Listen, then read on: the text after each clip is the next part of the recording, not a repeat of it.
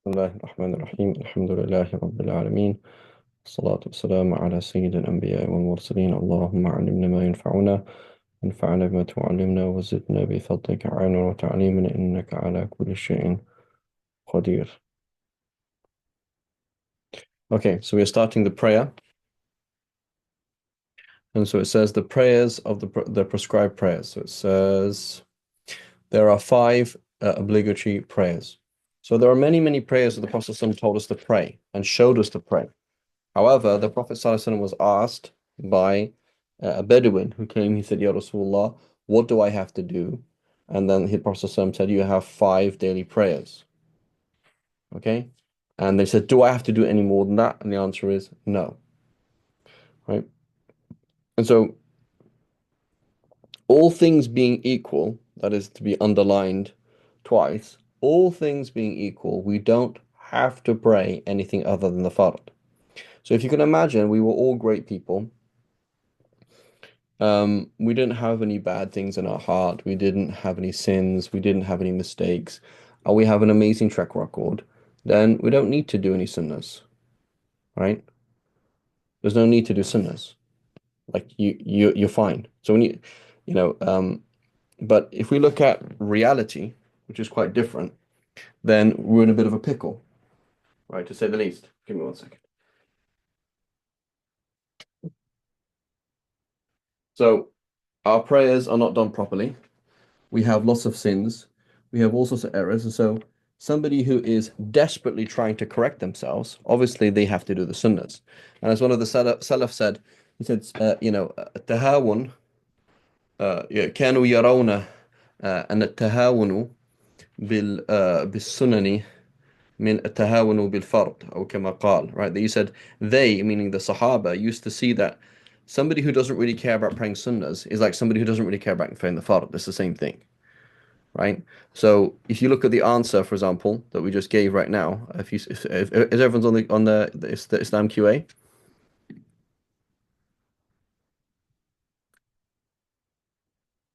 can everybody see that?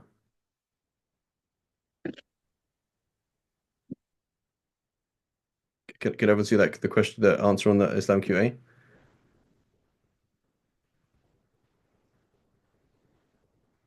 Yeah. Yeah.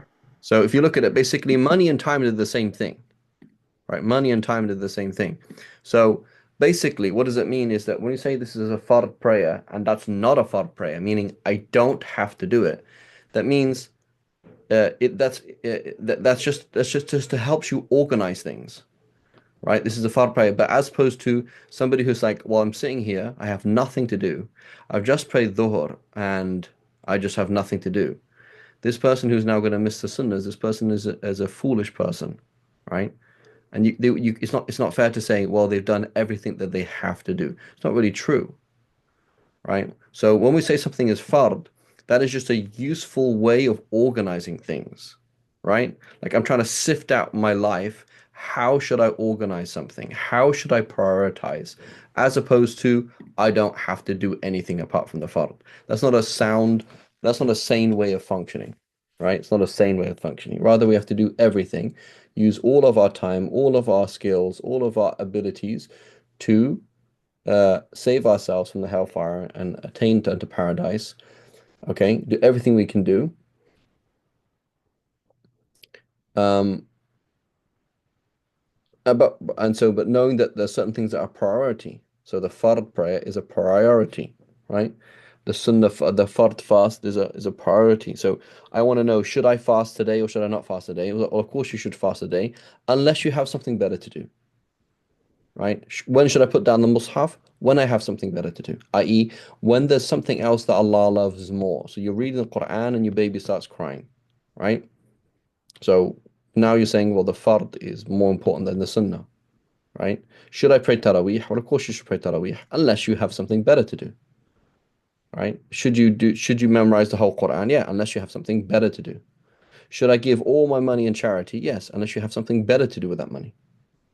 Right? This is how the sane person functions, as opposed to somebody who says, "Oh, I just pray the fard and that's it." That doesn't make any sense. Right? So then the flip side of that is it's totally fine to only pray the fard when that is the priority, right? That's totally fine. So this person, subhanAllah, doesn't pray the sunnahs. Yeah, because they're doing other things, right?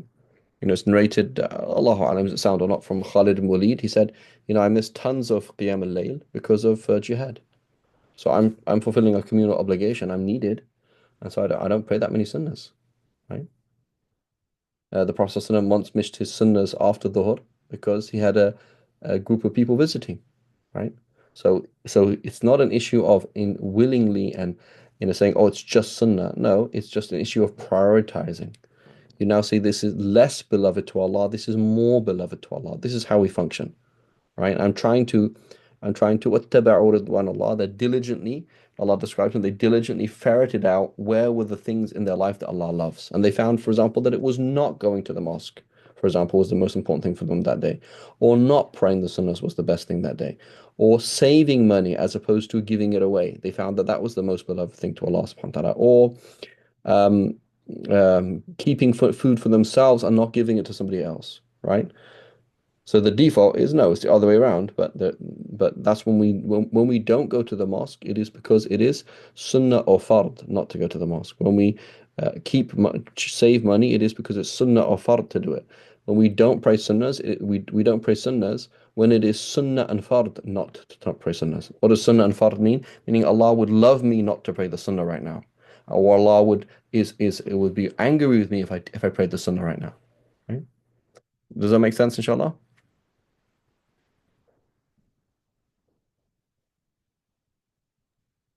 Yes, Sheikh. Okay. Not sure. Anyway, who else is here today? Husna, you there? Shafa, Aman. Is everyone following me? I know Muhammad has been listening to me with much boredom for the last, I don't know, 5 years.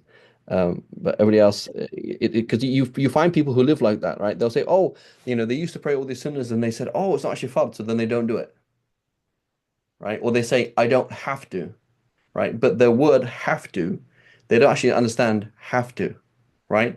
I mean, here's a question. Do you have to do anything? Do you have to believe in Allah?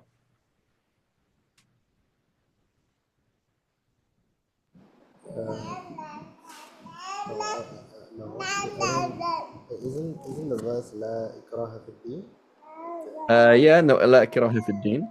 Okay, what if I'm happy to go to hellfire forever and ever and ever? Do I have to accept Allah as my God and Muhammad as my messenger?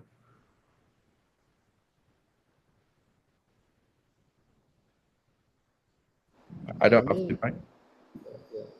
Right? So when you say have to, what do you mean? Oh my God, you have to go to the ER immediately. Call 911 right now. Well, why? You're bleeding a lot, but I'm happy to die. Oh, okay.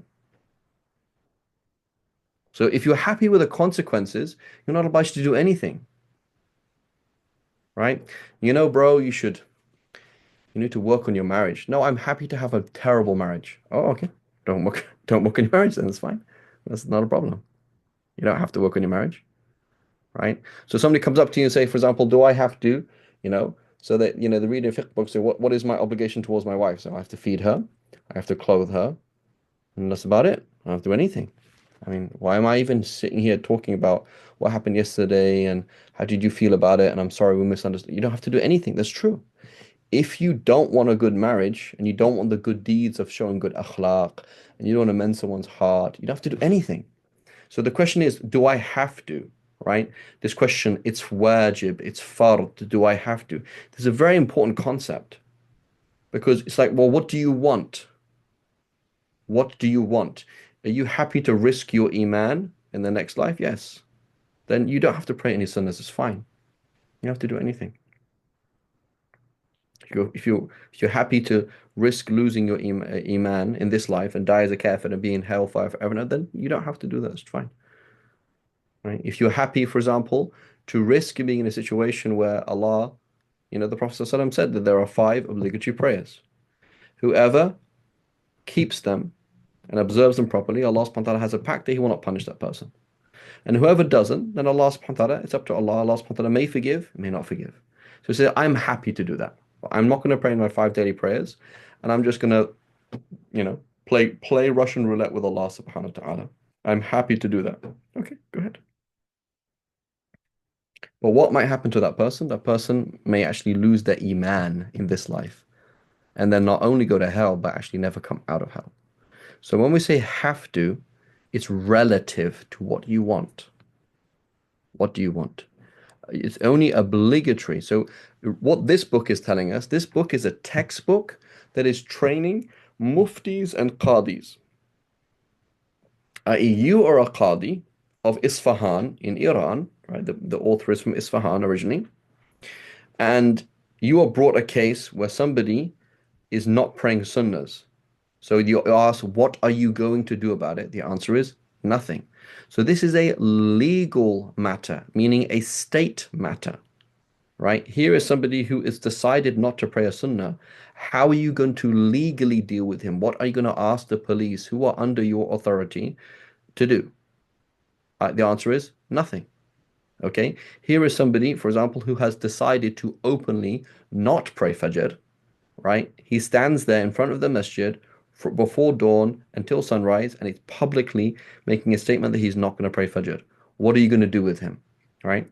So that's one thing, as opposed to, so that when you say it is obligatory to pray Fajr, that means this is you're telling me how I'm supposed to deal with as the head of police or the policeman or the judge, how am I supposed to interact with these people? How am I supposed to manage these people? Right? That's one topic. It's a totally different topic to say you only have to pray the fard, right? And can anybody remember? I've shared this many times. The quote from Abu Ali al-Daqqaq about missing sunnahs.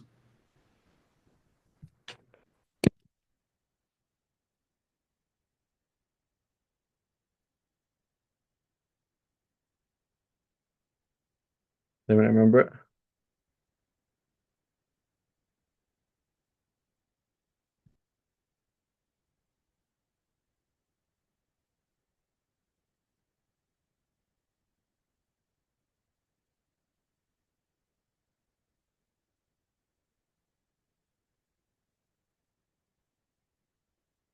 Let's bring it up again. I have my, inshallah, one of these days we can have a website, inshallah, ya Rab, soon.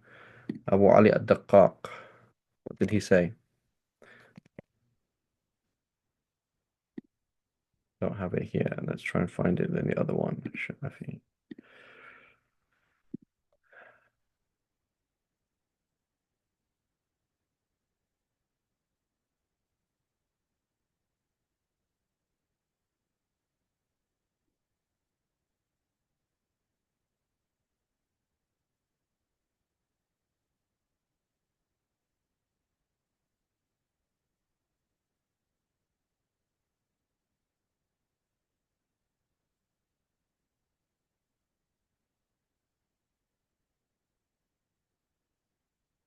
Can't find it.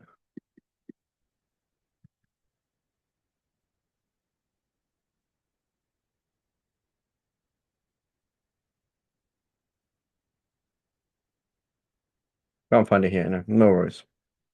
So Abu Ali al-Daqqaq, he says, when somebody persistently misses the adab, right? For example, one of the adabs when you go to the bathroom, you say, you say, Allahumma inni a'udhu bika min al-khubuthi wal khaba'ith. You recognize the fact that you have a Lord and that Lord has enabled you to go to the bathroom. So you try and show respect and gratitude to your Lord by doing things in the right way. You go in with your left foot, you don't take time, you don't talk, etc. Right? So this person starts leaving some of these adab. Okay? They don't really care. It's not a big deal. Drink standing up, not a big deal. Um, hold the mushaf while kind of slouched. Hold the mushaf with the left hand. This is not haram, but it dawns on them. They understand that I am doing something that is suboptimal. I have a creator who deserves more, but I am happy to do the suboptimal for Allah subhanahu wa ta'ala. He says, Abu Ali Daqqaq, he says, this person will be punished. And his punishment will be that Allah subhanahu wa ta'ala will stop him doing the sunnahs. So now this person is about to eat, he doesn't say Bismillah, right? Which is a big issue, right? He goes home and he doesn't say Bismillah when he goes and he enters his house, so the shaitan comes with him, the shaitan eats with him. It's a problem. And it dawns on him, says, Subhanallah, I am missing key sunnahs. Doesn't recite Quran anymore. He doesn't pray sunnahs anymore. He doesn't fast any extra sunnahs. He doesn't do anything extra. He just does the bare minimum. This person then persists in that way. He now accepts it. He realizes what's happening to him and he just accepts it. I'm okay not doing the sunnahs. So then Allah subhanahu then Abu Ali Daqqaq said this person then will be punished by being the fard will be taken away from him. So now he starts missing Fajr. He starts missing Dhuhr, right? He was gonna pray Dhuhr, and then he forgot, and then this happened, and then it's like it's not actually a big deal anymore. It's just actually quite normal. He just regularly doesn't pray at work anymore. He only prays when it's convenient. Jum'ah, yes, no, depending. And then he persists in that, right? He persists in sin, al-israr al-ma'asi. He keeps going and going and going. And then what happens? Allah subhanahu wa ta'ala, how does he take his iman away? By sending him a person of bid'ah, a person who has weird beliefs. They're right, but they're wrong at the same time. There's things that are true in it, but there's things that are not true about it, right? They start thinking all religions are equal. They start thinking this or thinking that. They say, we have to look at things in a different way. Focus on the most important thing, right? In da'wah, focus on, belief in Allah. So he's kind of working with Jews, with Christians, with other people, other faiths, focusing on that, seeing things in a bigger picture, right? And so he starts doing good things in a wrong way. And bit by bit by bit, his faith is just destroyed. And he doesn't actually believe in La ilaha illallah Muhammad Rasulullah anymore.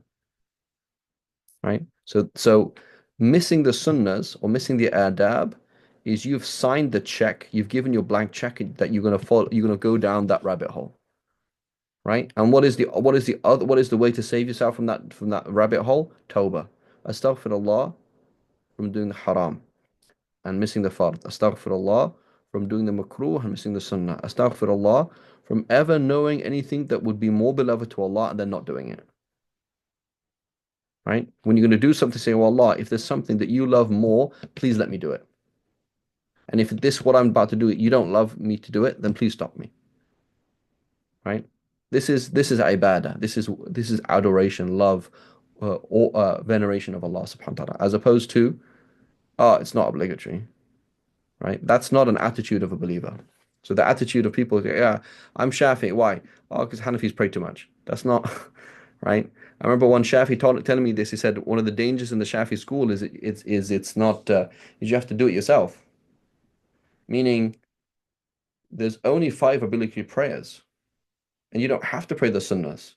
So you now have to adopt a healthy, balanced approach yourself. But because for the Hanafis, they were told, pray these sunnahs and pray these sunnahs and pray these sunnahs and don't do this, do that. They have this system that's put out for them, particularly Indo-Pak, right? They have this system there, and it's kind of quite a good balance, right? Whereas for us, or people who are, right, new Shafis, say, oh, great, I just have to do the fard. Great, I can join prayers whenever I want. Great, I can do this. Great, I can do that. If you've come into this with that mentality, this it's just wrong and perverted. It's not healthy. Whereas if you come in and you look at religion as a means to express your gratitude, to express your fear, to express, right?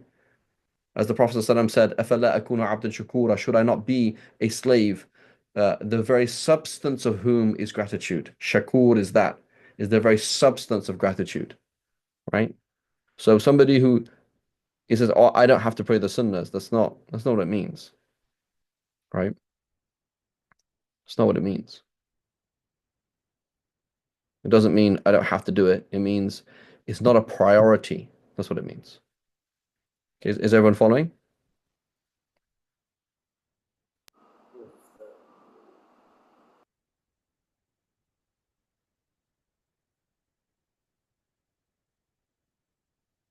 Okay. Okay. So then it says, what are these prayer times? It says,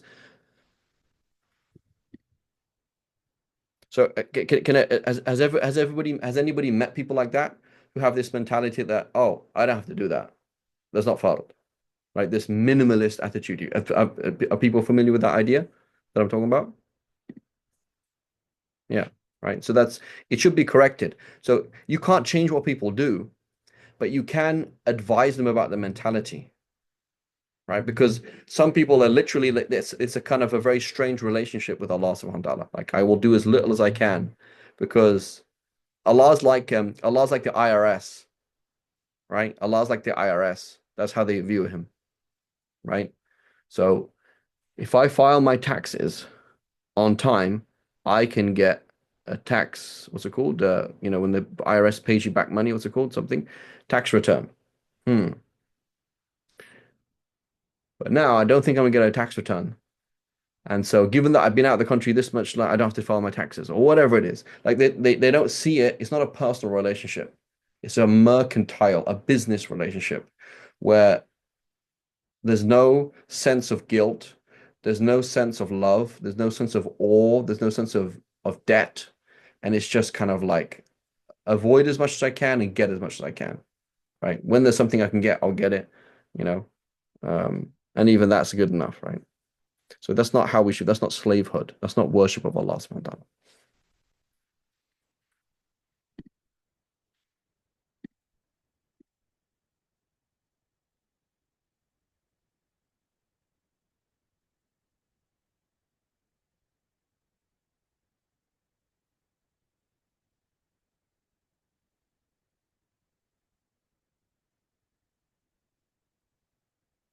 Okay, so the first prayer time then is the noon prayer. Okay, the noon prayer. So the time for the noon prayer begins when the sun's passing its zenith. So the zenith is not at noon. Okay, it is the solar noon. Okay, there's a difference between noon and solar noon. Noon is to do with your clock. Okay, solar noon is when the sun is as high as possible in your geographical location. Right? So noon itself is relative. It will change for every single centimeter you are further, etc. So there's a certain point where you are on a particular location. You go 1 mile to the other side or 1 mile the other side. Noon is a different time, because as we know, the Earth is a sphere, and the Sun is a sphere, and one sphere is going around another sphere. So there's a point where you are in your the center of the Earth is drawing a line through you towards the sun, right? Relatively speaking, or at least a plane, right? It's not exactly a line, but a plane. And that is the highest point the sun will get for you. Okay. So you might be in the winter, in which case it's very low, might be in the summer, which is higher. But the point is, it's the highest point, right? So there are two things that we can find out with that highest point. Okay. So I'm trying to find dhuhr. I don't know. I don't have a clock on me, and I don't have a phone, and I don't have a compass. Okay. But I can go outside and I can watch the sun rise. Okay. And I see that the shadows are very long. And as the sun gets higher and higher and higher, what happens to the shadows? They get shorter and shorter. Shorter, right?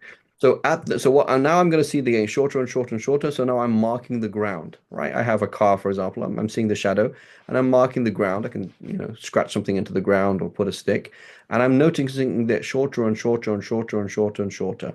And then it gets harder and harder to notice because it's kind of slowing down.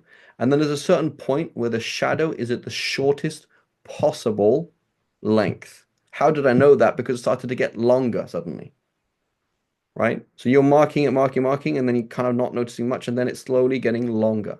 So you now know that that point in the middle, when it was getting shorter, shorter, shorter, and it kind of stopped, and then it started getting longer and longer, longer. That point in the middle was your solar noon. Okay, that point there was your solar noon. Okay, so that is what's called a zawal. Okay, that's called zawal, your solar noon. Okay, and a split second after that is your beginning of your dhuhr. And that's the beginning of dhuhr. So without your phone, without your your compass, without a calculator, without anything, without a timetable, you worked out when the beginning of dhuhr was. That's the beginning of dhuhr. That also tells you something else to do with the qibla. What else does it tell you? So the shadow at your solar noon will also tell you what?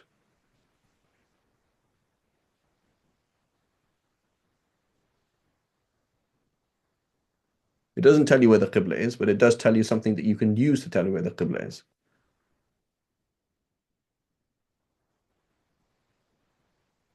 So what direction will the shadow be facing? Right, you have a car, the shadow is going to be in a certain direction. Which shadow, what direction will that be in the northern hemisphere, right? In the northern hemisphere at noon. What direction will that shadow be facing? North? Yeah, bang on north. We call due north, right? So now you know which direction is north, and you now know when is noon. So you know 1 second after noon it is dhuhr, and you also now know where north is. If you know where north is, you can find the qibla. Okay. Now, if I'm in Australia or South Africa, which direction is the shadow going to be in at noon? South? South. Okay, so that's different because in Australia, in end of Argent Chile or something like that, in the end of in South Africa or something like that, in the southern hemisphere, the sun is to my north, so the shadow is going to be pointing towards the South Pole.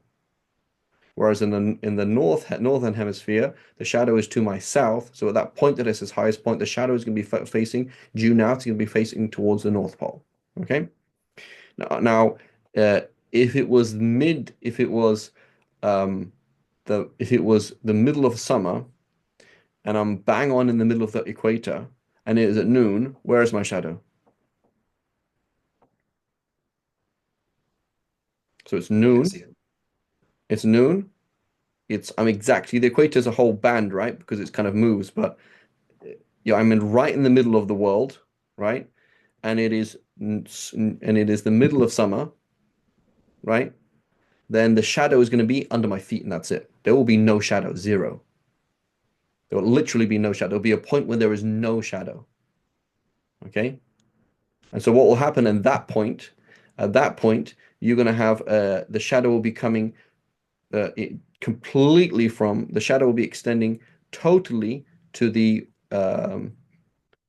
west as the sun is rising, and then it will disappear totally for a split second. There will be no shadow whatsoever, and then it will extend towards the east as the sun starts setting, right? Starts going towards dhuhr. Okay, but that's not normally the case. We're not normally on the middle of the actual line of the equator, in the summer solstice on noon. We're not normally there. Normally, we're somewhere to the south of the equator, or somewhere to the north of the equator, and normally there's always a shadow. So I'm waiting for my shadow to get to the minimum time, minimum length.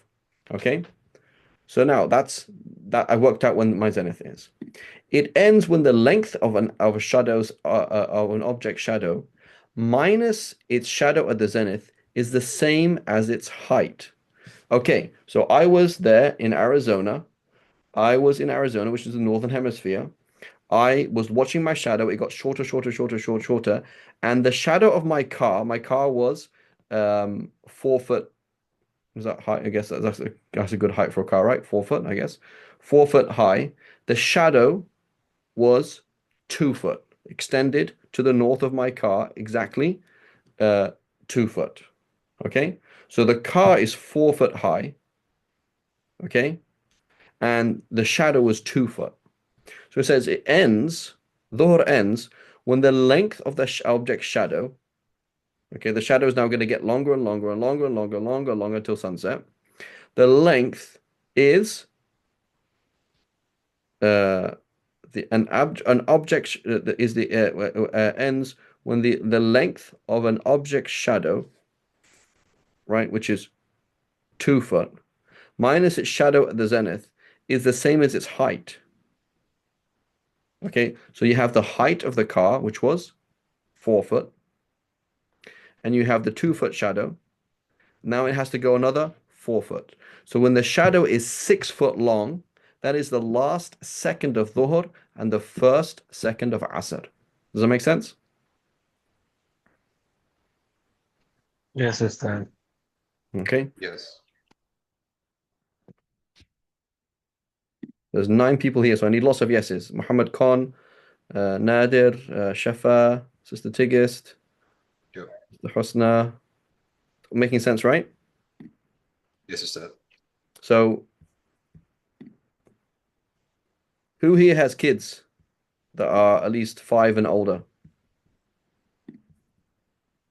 Muhammad Sabir, your kids are that kind of age?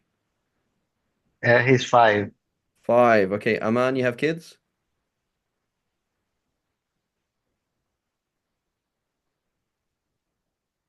Aman, are you there? I'm a kid myself. How old are you, Aman? 22. That's not a kid. Kid stops at like I don't know, 10. So inshallah, by the end of the chapter, you'll be married, Aman, inshallah. Okay. Now, did you have kids? Yes. How old are they? There are a lot of ages, 5 to 20. Great. So you definitely have. So, Shafa, you have kids? I know Sister Tigris has kids.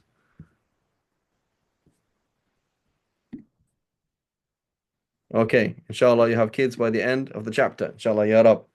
Okay. So this is a good thing to do with your kids. It's quite easy, right? You'll teach yourself. The best way to learn is to teach, right? So you go out and say, well, let's find out when Dhuhr is, right? So you make something funny. I don't know, a cone with a funny sign on it, whatever it is, and then you measure it, right? We can do inches and centimeters and all that stuff, and find out how do you convert centimeters into meters, and how do you convert inches into feet, etc. A whole, homeschooling fun, right? And then you do this process, right? You measure it, okay? So you get your object. You say it's 7 foot. You say what was the minimum? What was the minimum? The minimum shadow. You got your minimum shadow, which was 3 foot. So then the thing has to be 10 foot. When it's going 10 foot plus 1/infinity, a tiny melt, it is now asr. Okay. And now for kids who are doing trigonometry, you can do something that's more interesting, right? So if you're into trigonometry, you can say, hang on a minute, this doesn't make sense. Why doesn't it make sense from a trigonometry point of view?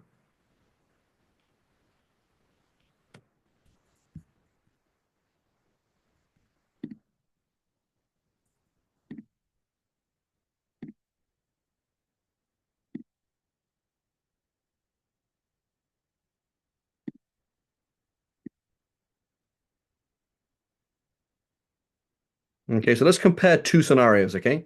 Two scenarios. So we said we're going to compare, okay, uh, solar noon, okay, solar noon on the middle September, the midsummer, right? Summer solstice,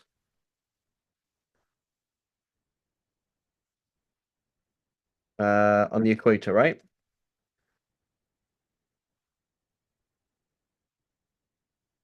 Okay, so here is this line. I'm on the equator, okay? I was standing here. I was standing here watching my own shadow, okay? Here is the east, here is the west, okay? And the sun rose here in the west, in the east, and the shadow was going out here, okay? And it was shrinking, shrinking, shrinking, shrinking, then it stopped, okay? And then it started going out this direction, correct? Now I moved to Calgary, okay, which is really high up, okay? I am in the middle of winter, okay? And the sun is at a super angle away from me, okay?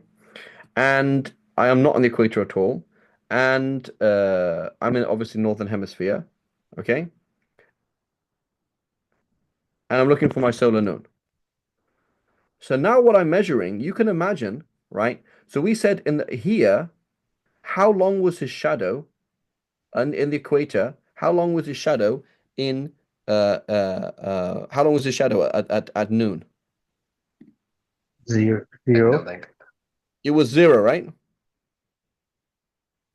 in Calgary in the middle of winter, how long do you think the shadow is going to be? It's going to be really long, right? If you kept going further north, you would have an infinite shadow, meaning the sun doesn't even rise, right? If you're going to keep going further and further and further in winter, the sun is going to be such an angle that it doesn't even rise, right? 3 months of no sunshine, right? If you keep going further north.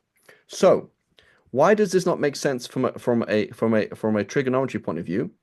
Because what I'm measuring here is not the hypotenuse. I'm measuring something else. So here, when I'm in Calgary and I'm measuring, I'm measuring my shadow that comes out like, it's going to come out north. Okay, it comes out like this. And then I'm measuring it over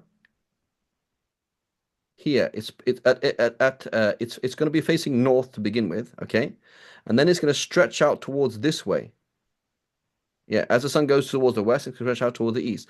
So then it's going to be like this. So over here, I was not measuring the hypotenuse. I was measuring this line, right? Forgive me, anybody who's getting a headache when I mention the word hypotenuse and like, oh my God, I left high school for a reason. I hate all these things, right? This is what you're measuring in the equator.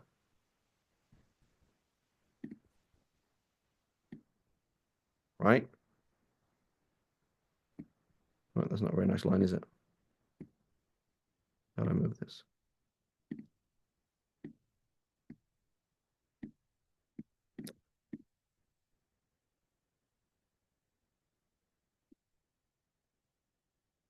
Okay. So when I'm in Calgary, I'm measuring the hypotenuse, this. Okay. When I'm on the equator, I'm measuring this. I don't know what it's called. I can't remember what it's called. Right? This thing, X. Okay. Now, it's not only a different thing that I'm measuring, but also it's very disproportionate, because what will happen is Asr on the equator will always basically come in at the same time. And as a fraction of the day will always kind of be the same kind of thing. In Calgary, right, in the middle of the summer, the Asr is going to last Dhuhr is going to last ages. And it's not going to be proportionate because I'm not measuring the same change. Does that make sense? So if we were to be accurate, I would come along and say, don't worry, guys, we're going to do Pythagoras theorem every single time we work out Asr.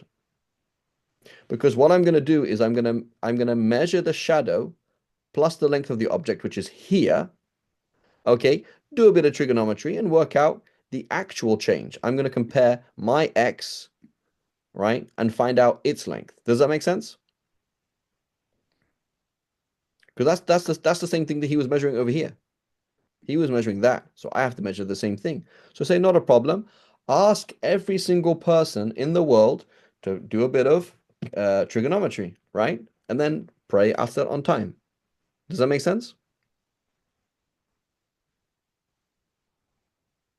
What do you mean, Ustad, when you say that you're measuring something different depending on where you are?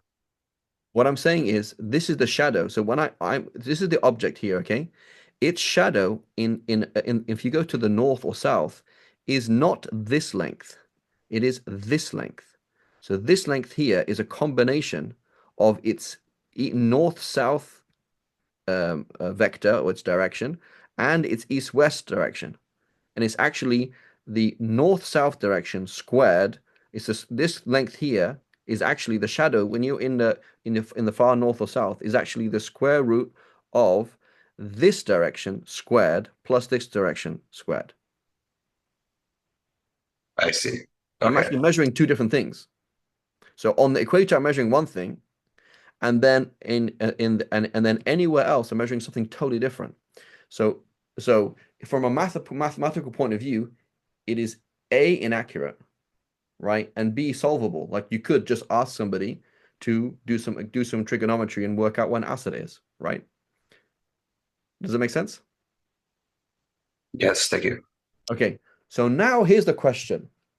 Based on every single thing we've learned in fiqh so far, how the deen does not ask us to do recurrently difficult things, why do you think Allah subhanahu wa ta'ala has overlooked this obvious inaccuracy and not asked the average Joe to pull out his piece of paper and pen and start doing trigonometry every single time he wants to pray Asr.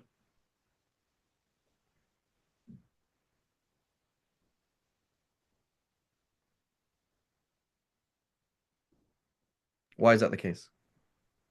It's a mercy, yeah, but being more accurate, it's a mercy, right? What was the concept we said? Widespread recurrent difficulty. Thank you very much. Allah subhanahu wa ta'ala, right, has overlooked widespread recurrent difficulty for us. It is not an issue of darura. You could do it, right? It's not impossible. But Allah subhanahu wa ta'ala is kind and merciful, right? As Nadir said.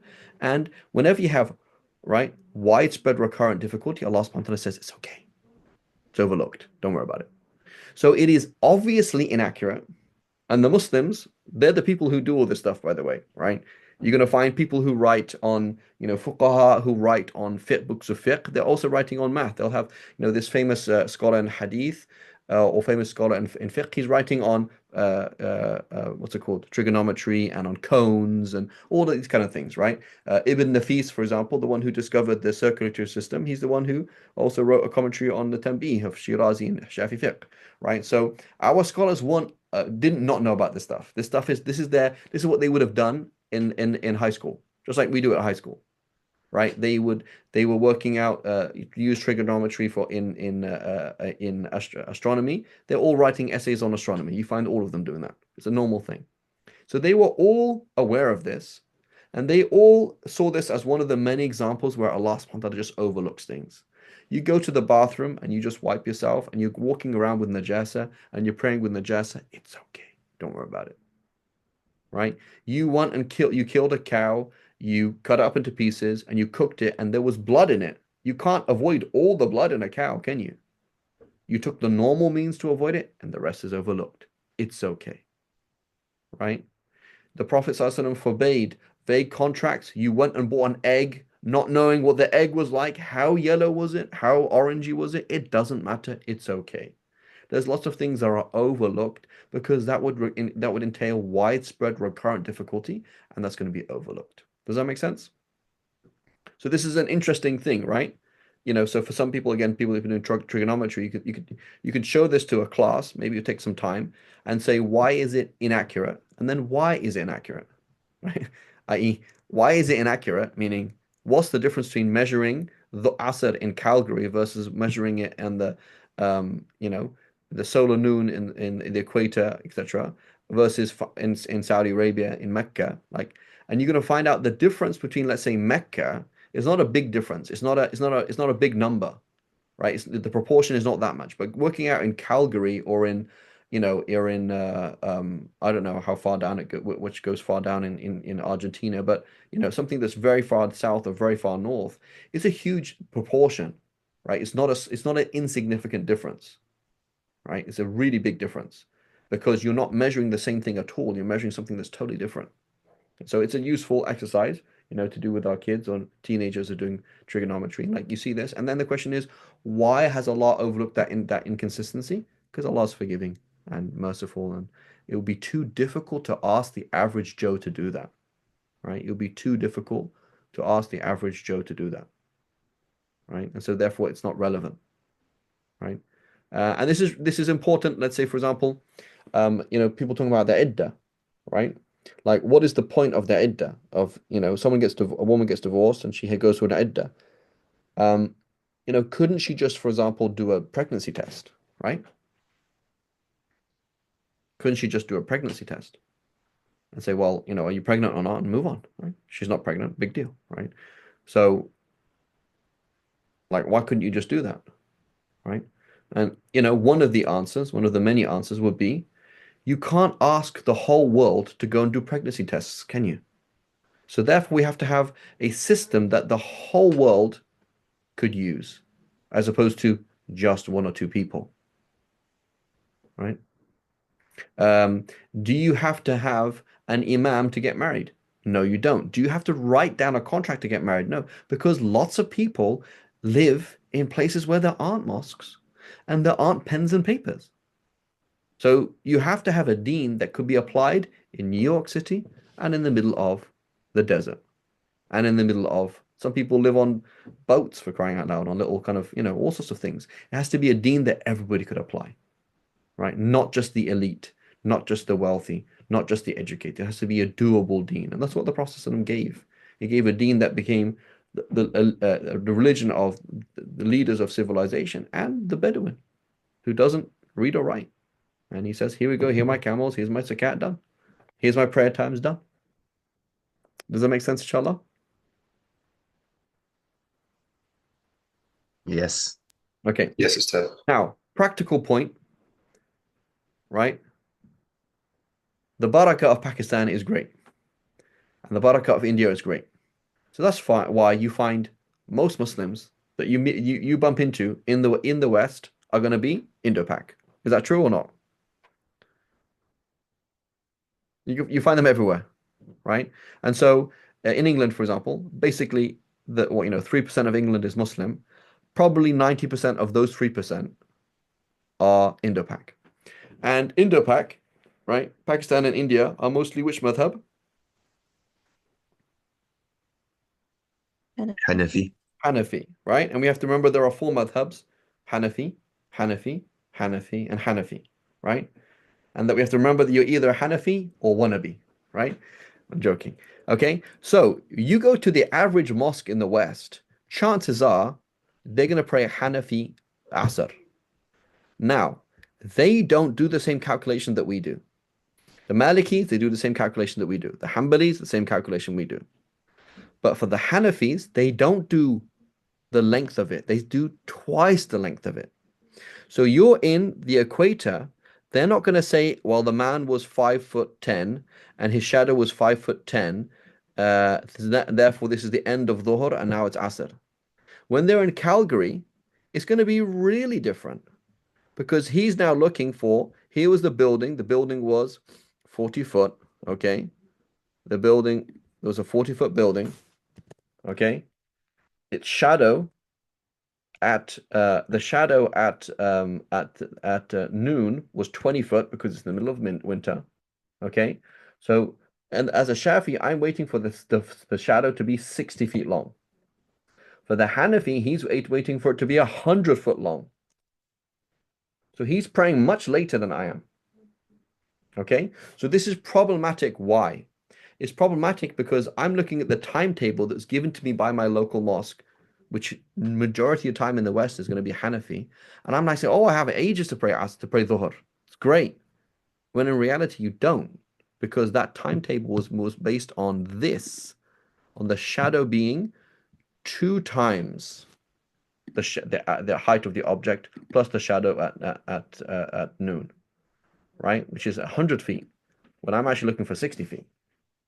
So now what's happened is I prayed Dhuhr half an hour, 10 minutes before Asr time, and I actually missed Dhuhr. Does that make sense? Yes, Ustad, but for Yes, in Hanafis, the Singapore, Dhuhr. you have the luxury of being saved from Hanafis. That is true. No, In I most mean, places, right? Go ahead, yeah, Simon. that's true, yeah. But for the Hanafis, the Dhuhr is right until Yeah, so they have a three longer times, time to right? pray. They have a longer time to pray Dhuhr than we do, right? So So it's the Dhuhr valid. begins the same Mhm. time as us, but the Asr begins at a later time, right? Does that make sense? Yes, Ustad. But So this is prayer would be my valid. most common Google search is Asr time Brentwood because I'm looking at my app, right? And it gives me, like I'm looking at my app right now for my prayer for my mosque, right? So it says Asr time 5:49, right? That's where I am in Brentwood in California, right? 5:49. When in reality, I Google it and I go Asr time Brentwood, and it says, if you are having trouble accessing Google search, please click here or send info. Okay, fantastic. Okay, it says 4:49, an hour difference. Okay, so I was in a meeting as a I got mashallah, I've got ages. I'll finish my work, right? I finish my work. Um, I'll finish my work and just finish work at 5 o'clock and go home. By that time it'll be like 5:30, and I'll pray Dhuhr, mashallah, with 20 minutes left. I've actually missed it half an hour ago, right? And so this is, when we look at issues of debate, alhamdulillah rabbil alameen, can I follow the Hanafi time? Yes, it's halal. Do I advise that? I don't advise that at all, right? And so some of you might have seen the question again. Where is it on Asr time? I'm pretty sure I put it in. I'll paste it here again about Asr time because you will see that it's actually a very minority opinion, right? So I want to compare two differences of agreement. Shafi wudu by touching your wife and praying Asr on the Hanafi time, right? So the Shafis were very strict about touching the opposite sex, and we say in our school, it breaks wudu, right? And so if I want to follow the other opinion, it's not just following the Hanafis, it's following the Hanafis and the vast majority of scholars that have ever walked on the face of the earth. So, I'm on Umrah, right? I'm on Umrah and it's crowded and I just bumped into a woman and broke my wudu. I'm like, oh man, I wish I was a Hanafi. It's not a big deal following the Hanafis because it's not just the Hanafis that say my wudu's not broken. It is the vast, vast majority of scholars. In fact, many Shafis as well have said my wudu's not broken. So it's not a big deal, right? It's an issue. If you look at the votes, it's like, it's like an 80% vote of the Ummah says your wudu's not broken, don't worry about it. All right, versus a 20% vote. So it's not a big deal. Okay.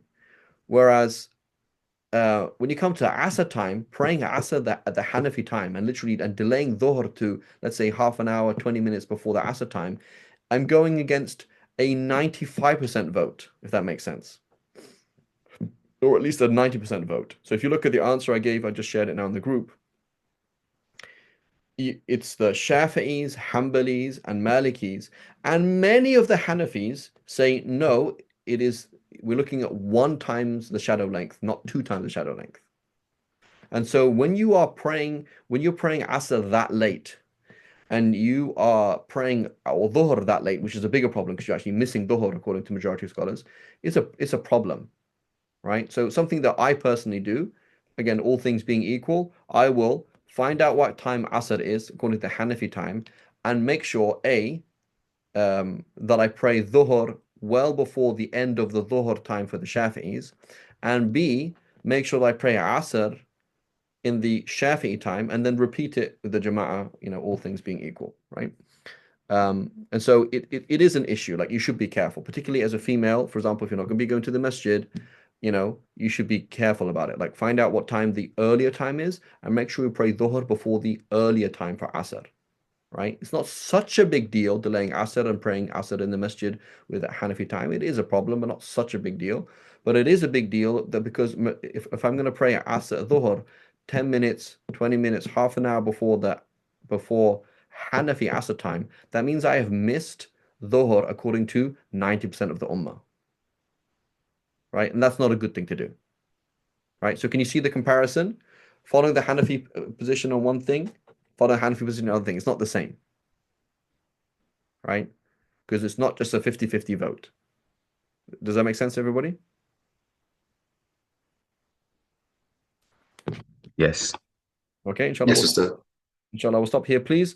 If the math didn't make sense, math is part of the deen, right? Just like, our deen is based on knowledge. So math is part of the deen.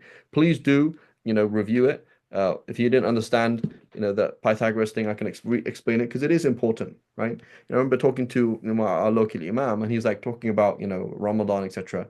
And then you realize a lot of people don't know enough math to understand the deen, right? So it's a problem, right? That we don't understand, if you don't know enough chemistry to understand the deen, if you don't know enough about language to understand the deen, enough grammar, right? We should, if we're capable, right? If we're capable, some people, they don't have the ability. Allah subhanahu wa ta'ala hasn't given, they honest to God, they can't do that math. It's just beyond them. But many of us, we can, right? And we should be at that level that we can understand enough math to understand, for example, timetables, the moon, the sun, and these, because this is part of, general secondary education for the Muslim, right? That the Muslims in the past who were educated, they would have known these things, right? Basic things about sun, moon, angles, Pythagoras theorem, trigonometry, cosine, sine, etc.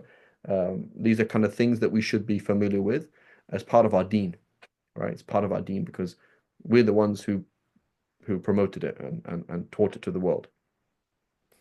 Okay, inshallah, we'll stop here, inshallah ta'ala. Wa sallallahu ala Sayyidina Muhammad wa ala alihi wa sahbihi wa sallam. Subhanallah wa bihamdik. Ashhadu an la ilaha illa anta nastaghfiruka wa atubu ilaik. So half of it's the same, right? That's the same kind of thing than trigonometry and things like that, right? Algebra, etc.